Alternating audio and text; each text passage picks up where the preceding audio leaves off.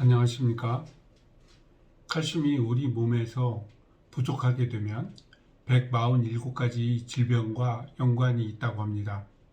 골감소증이나 골다공증 등 위험을 초래할 수 있는 등 많은 문제를 야기할 수 있다고 하고요. 부족한 칼슘을 보충해 주어야 한다는 생각은 하지만 막상 칼슘을 섭취하려고 하면 주위에서 칼슘을 너무 많이 먹으면 석회화나 동맥경화 등 혈관 장애를 일으킬 수 있다고 하고, 가급적이면 먹지 않는 것이 좋다고 하는 사람도 많이 있어서 어찌해야 될지 망설이시는 분들도 많이 계신 걸로 알고 있습니다.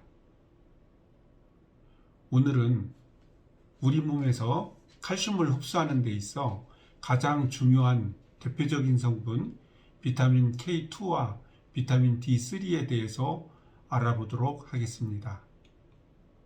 칼슘은 우리 몸의 혈액 안에 일정한 양이 항상 유지되어야 하는데, 이를 칼슘 항상성이라고 부르며 그 수치는 9에서 10.5mg/dl가 되겠습니다.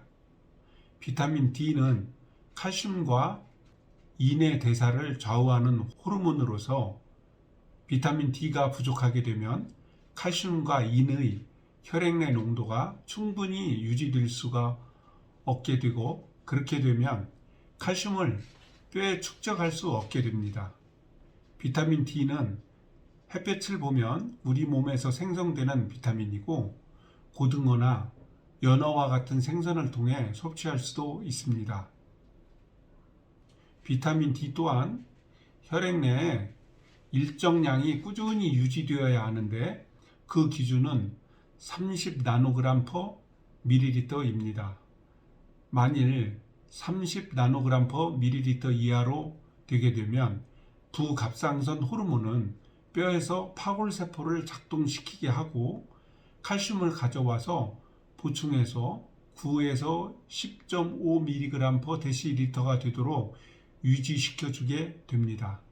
그런데 칼슘 소비가 계속 증가를 하는데, 칼슘 흡수가 이보다 적게 되면 칼슘이 계속 빠져나가면서 뼈에는 구멍이 생기게 되고, 그렇게 되면 골다공증으로 이루어져서 골절이 쉽게 될 수 있게 됩니다. 비타민 D는 세포 발달 및 분화 조절, 부갑상샘 조절, 면역 체계, 외부 물질 대사에 관여한다고 합니다. 비타민 D가 코로나 바이러스 예방에 좋다고 미국에서 발표되었는데, 이것은 비타민 D가 면역 체제에 관여하기 때문입니다. 매년 10월 20일을 세계 골다공증의 날이라고 선포해 놓고 그 심각성을 알리고 있는데, 그 이유는 골다공증이 골절로 이어져 그렇게 되면 생활에 불편을 초래하기 때문입니다. 만일 비타민 D의 농도가 너무 높게 되면 고칼슘 혈증을 유발하게 되는데, 고칼슘 혈증이란 혈내 칼슘이 10.5mg/dl 이상일 때 발생하게 되는데, 비타민 D와 칼슘 사이에 관계가 무척 중요하다는 것을 의미합니다. 혈내 비타민 D 대사물이 과할 경우에는 장에서 흡수하는 칼슘의 양을 증가시킵니다. 비타민 D가 과할 경우에도 뼈에서 혈류로 칼슘 방출을 촉진하게 되는데요. 혈내 칼슘이 너무 많으면 합병증 범위가 넓게 발생할 수 있다고 합니다. 혈액 내 칼슘이 항상 일정하게 유지되어야 하는 이유는, 칼슘은 신경 전달 물질로 인체의 거의 모든 장기에 영향을 미치기 때문입니다.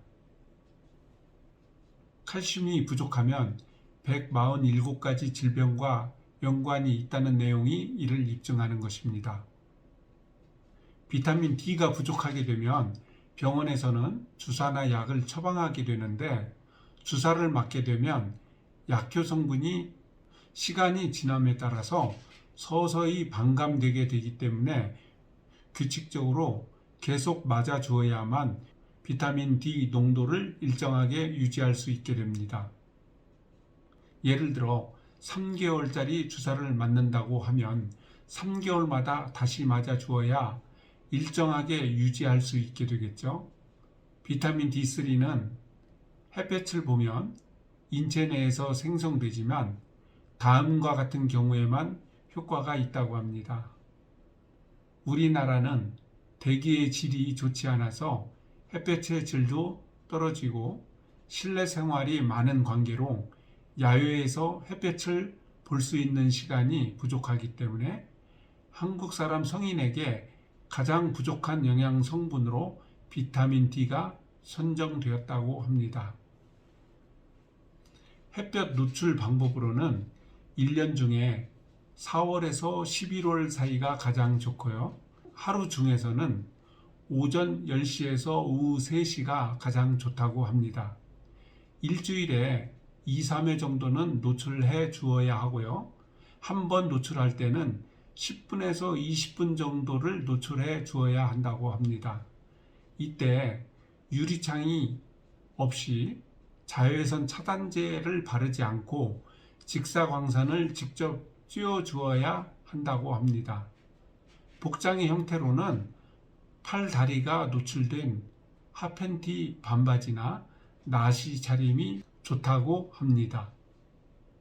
이와 같이 햇볕을 통해서 비타민 D를 충족하는 것은 현실적으로 매우 어려운 일이므로 비타민 D가 많이 들어있는 식품을 섭취한다거나 건강보조식품으로 부족한 부분을 보충해 주어야만 혈중 칼슘 농도를 일정하게 유지시켜서 골밀도를 유지시켜 줄 수 있을 것입니다.